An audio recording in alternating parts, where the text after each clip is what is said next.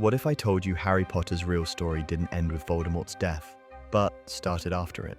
What happens to a boy who's only ever known war once the war is over? What does a hero become when the world no longer needs saving? Does he live happily ever after, or does he break quietly while everyone's still cheering? Harry Potter was supposed to be free, but instead of vanishing into peace and privacy, he did something no one expected. He joined the very system that once hunted him. He chased darkness again, not because he had to, but because maybe he didn't know how to live without it. Behind the headlines, the medals, and the family portraits, there were secrets, there was pain, there were choices that nearly cost him everything. What was life really like for Harry Potter after the Battle of Hogwarts? What dark corners of the wizarding world did he uncover? And what truth did he carry, one he never told his own children? This isn't a recap, this is the hidden chapter they left out of the books. And once you hear it, you won't forget it. He could have left it all behind. The chaos, the bloodshed, the name that followed him everywhere. After defeating Voldemort, Harry Potter had something he never truly had before: freedom. And for a moment, he tried.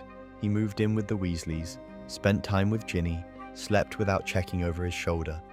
But it didn't last. Because when you've spent your entire life preparing for battle, what are you supposed to do when the battle's over? So Harry made a decision that shocked even the people closest to him. He joined the Ministry of Magic, not as a figurehead, not as a celebrity, but as an Auror, the same department that once considered him a threat. And he didn't just pass the tests, he redefined them. The Ministry waived the usual qualifications just for him, because who better to track down the remnants of dark magic than the boy who destroyed its leader? Within months, Harry was on the front lines again, chasing rogue Death Eaters, breaking up underground spell rings, tracking curses that no one else dared touch. He worked long hours, took the riskiest missions, and not because someone asked him to, but because he needed it. He needed a reason to stay sharp. He needed something to fight, even if that meant losing pieces of himself in the process. Colleagues admired him, but they also whispered, said he was too intense, that he didn't know when to stop. Because the truth was, Harry Potter wasn't trying to protect the world anymore. He was trying to survive his own silence. The stillness after the storm was louder than any battlefield, and without a mission, he didn't know who he was. But while he was busy chasing shadows outside, a much harder fight was brewing inside the Ministry, one that even Harry didn't see coming. And that's where the real trouble began. On paper, Harry Potter was just an Auror, but behind the scenes, he was becoming something far more dangerous and far more influential. The Ministry had changed. After the war, it was desperate to clean up its image, to prove that the corruption, the cover-ups, the blood on its hands was all in the past. So when Harry walked through those doors, they didn't just welcome him, they needed him, the chosen one, the hero of Hogwarts. He gave them legitimacy, but Harry didn't care about politics, he cared about justice. And in a world trying to forget its mistakes, he started digging into the ones no one wanted remembered. He uncovered sealed documents, hidden alliances, evidence that certain Ministry officials had secretly cooperated with Death Eaters to protect themselves during the war, people who were still in power, and the deeper he dug, the more dangerous it became. Internal memos went missing, colleagues suddenly got reassigned. Harry found himself being watched, even followed. They couldn't fire him, they couldn't silence him, but they could try to control him. And for a while, he played along. He attended the meetings, shook the right hands, but he was always 2 steps ahead, because Harry wasn't just hunting dark wizards anymore. He was fighting the very system that claimed to stand for peace. He was creating quiet allies. Hermione, now working her way up the Department of Magical Law Enforcement, backed him. Kingsley Shacklebolt, now Minister for Magic, protected him from above, but enemies were closing in. And Harry's reputation? It was starting to shift. To the public, he was still a legend. To the Ministry, he was a threat. And while he was exposing the darkness in government, he was losing sight of the one place where light still lived, his home. To the outside world, Harry Potter had it all. A beautiful wife, 3 healthy kids, a quiet home far from the chaos. He was the face of peace, smiling in the Prophet, waving at Hogwarts reunions, pictured holding his son's hand at platform 934. But the truth? Harry was never fully present. While Ginny was raising their children, balancing her career at the Daily Prophet, and trying to create a sense of normalcy. Harry was always elsewhere, at the ministry, on missions, in his head. He tried. He really did. There were late-night stories, birthdays, dinners. But even in those moments, he wasn't fully there. Because fame doesn't fade, not when you're Harry Potter. Owl posts piled up at their doorstep. Reporters followed them during holidays. Strangers tried to touch his scar like it was some kind of magical relic. And when his son, Albus, started showing signs of insecurity and isolation, Harry didn't know how to help. He only knew how to fight. He never wanted his family to live in his shadow. But that shadow was getting longer and darker. Sometimes he'd wake up in the middle of the night, wand in hand, expecting another battle. Other times he'd stare into the mirror, wondering if Voldemort really died, or if a piece of him had just moved in. He was a husband, a father, a hero, but more often than not, he felt like a ghost in his own home. And Ginny? She noticed. She saw the cracks, the distance, the restlessness. But how do you tell the world's greatest savior that he might be running from peace? Still, Harry kept pushing forward, kept chasing purpose, because deep down he believed something. The war wasn't really over, and as it turns out, he might have been right. He was called the boy who lived, but some nights Harry wasn't sure he wanted to. The war had ended, but the images never stopped. The screams, the spells, the people he couldn't save. They haunted him in silence, when the house was quiet, when the lights went out, when no one was watching. But Harry never talked about it. Not with Ron, not with Hermione, not even with Ginny. Because how do you admit you're falling apart when the world needs you to stay whole? He carried his trauma like an extra scar, unseen but always burning. He'd wake up in cold sweats, gripping his wand like he was still on the battlefield. Sometimes he'd flinch when someone said Death Eater.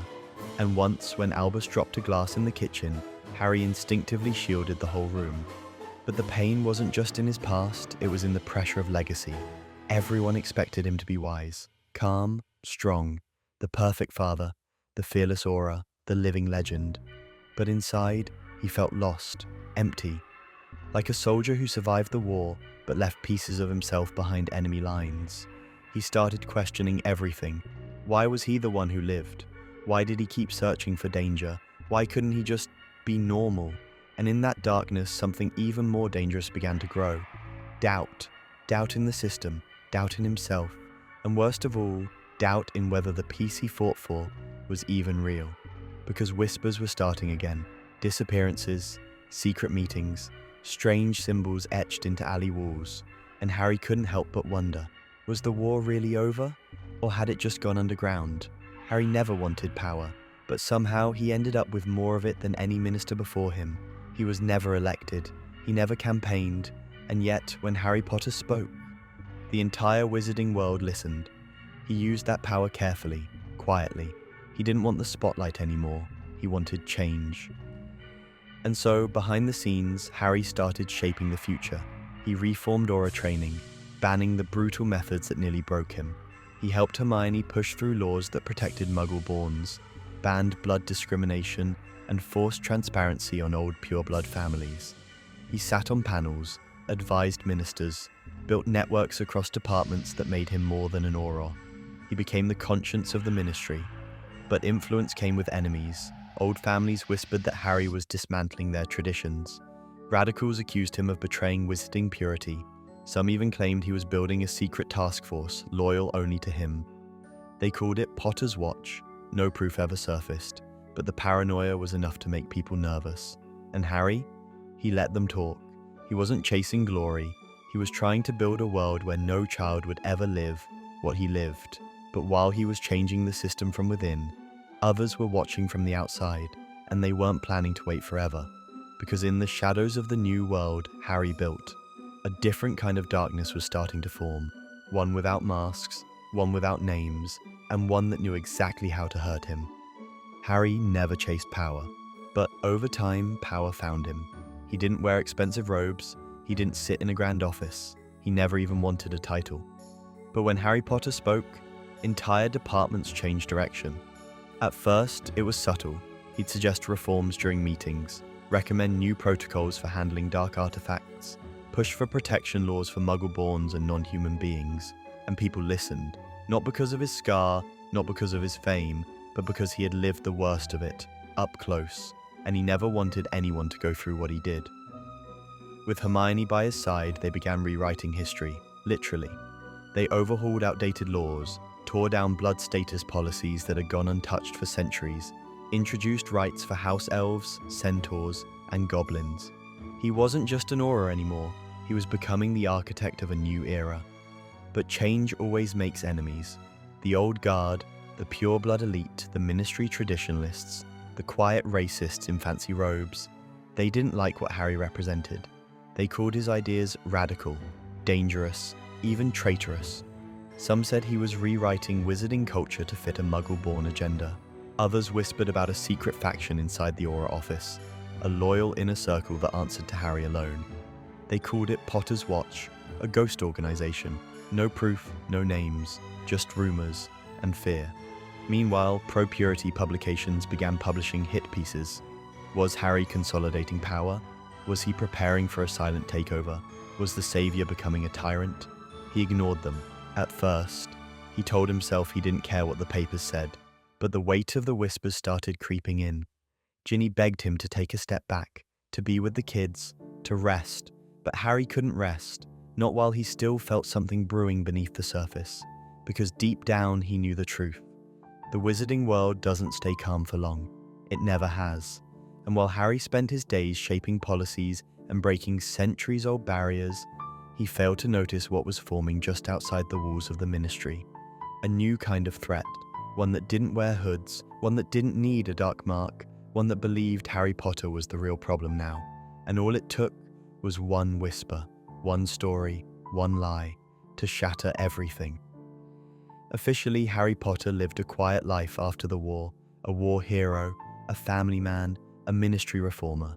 But unofficially, there are stories the wizarding world doesn't like to talk about.